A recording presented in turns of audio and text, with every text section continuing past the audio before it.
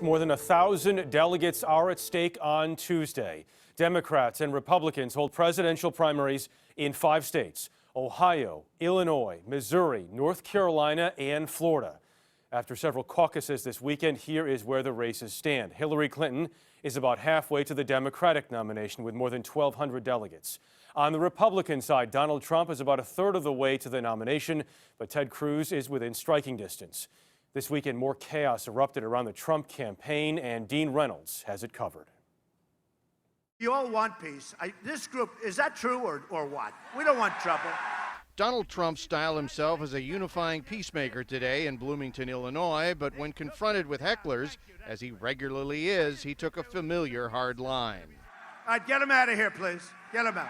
In Kansas City last night, he could barely get a word in without interruption. We're in no rush. Yeah, get him out. Get him out. Outside, police used pepper spray on protesters. As the number of these incidents rise, Trump has come close to condoning a violent response from his supporters. This is what he said in an interview today. So before I started my speech, I said, folks, you have 2 people out there with tomatoes. If you see them, do whatever you have to do to them. I don't care. And you know what?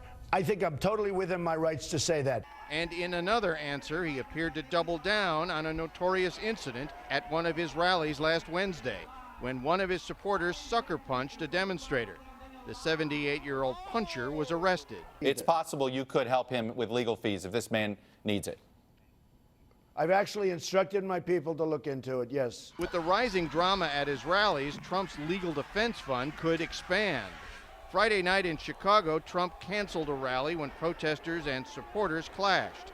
And Trump has taken lately to blaming the interruptions on Bernie Sanders, as he did in Dayton on Saturday. These other people, by the way, some represented Bernie, our communist friend.